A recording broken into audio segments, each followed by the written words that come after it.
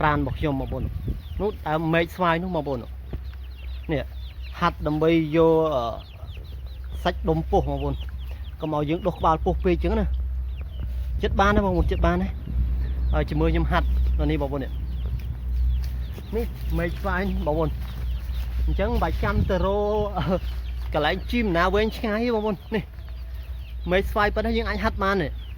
ដើមរៀបហើយរៀបបដើហើយតែយើងហាត់ដំបងវាឈឺខ្លួនបន្តិចបងប្អូនតោះឥឡូវយើងហាត់ជាមួយខ្ញុំម្ដងគ្នាតោះបងប្អូនឥឡូវយើងចាប់ដើមហាត់ហើយបងប្អូនទី1គឺយើងហាត់ចឹងមកលើកជើង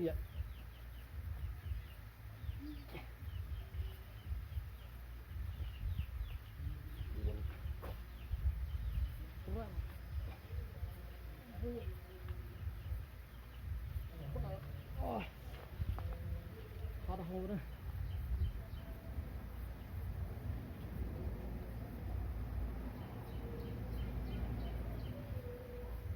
មួយទៀតគឺយើងហាត់ចឹងបងប្អូន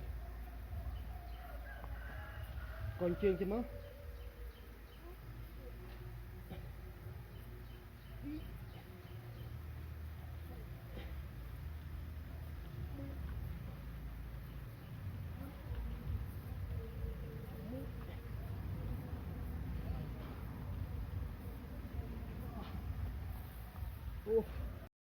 គឺវាឆាប់ស្រកបាល់ពោះបងប្អូនហើយចាប់ដើមរឹងហើយនេះគឺឲ្យយើងអាសាហាត់បែបហ្នឹងគឺចាប់ដើមស្មើពីមុនបាល់ពោះខ្ញុំចាប់ដើមយកបងប្អូនរៀងប៉ោងចេះតែឥឡូវចាប់ដើមស្មើមកឃើញទេអញ្ចឹងយើងអត់ចាំបាច់ទៅហាត់ជីមណាទេបងប្អូនមានតែបងប្អូនផ្ទះបងប្អូនមានកន្លែងណាដែលអាចធ្វើអញ្ចឹងបានបងប្អូនធ្វើទៅ